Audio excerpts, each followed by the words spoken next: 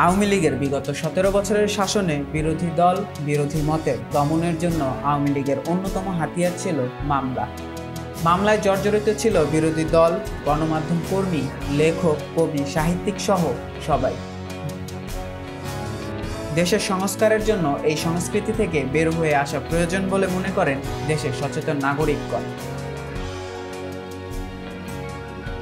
এবার আওয়ামী লীগের নেতাদের বিরুদ্ধে ঢালাওভাবে মামলা বন্ধের আহ্বান জানিয়েছেন মির্জা ফখরুল। মির্জা ফখরুলের এমন বক্তব্য বাংলাদেশের রাজনীতিতে এক নতুন যুগের সূচনা বলে মনে করছেন রাজনৈতিক বিশ্লেষকরা। ১৭ বছরের স্বৈরাচারী শাসনের পরে দেশ পুনর্গঠনের জন্য যে রাজনৈতিক সংস্কারের প্রয়োজন, যে সহাবস্থান নিশ্চিত করতে হবে, তা এই বক্তব্যের মধ্যে ফুটে উঠেছে। বিএনপির মহাসচিব মির্জা ফখরুল ইসলাম আলমগীর আইন শৃঙ্খলা রক্ষাকারী বাহিনীর প্রতি আহ্বান জানিয়েছেন তারা যেন আওয়ামী লীগের নেতাদের বিরুদ্ধে ঢালাওভাবে মামলা না করে। তিনি উল্লেখ করেন, ক্ষমতাচ্যুত ব্যক্তিদের বিরুদ্ধে উদ্দেশ্য প্রণোদিতভাবে মামলা দেওয়া হচ্ছে, যা বন্ধ করা প্রয়োজন।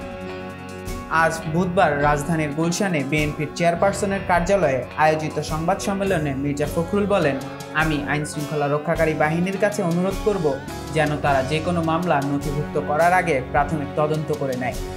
শুধুমাত্র ব্যক্তিগত শত্রুতার কারণে ঢালাওভাবে মামলা দেওয়া হচ্ছে, যা বন্ধ হওয়া উচিত। ঢালাওভাবে মামলার উদাহরণ দিয়ে বিএনপির মহাসচিব বলেন, দেখা যাচ্ছে সেই খাগড়াছড়িতে কোনো ঘটনা ঘটেছে, সেটার মামলা দিয়ে দেওয়া হচ্ছে গোটা দেশের আওয়ামী লীগের নেতাদের কেন্দ্র করে। এটা বন্ধ হওয়া দরকার।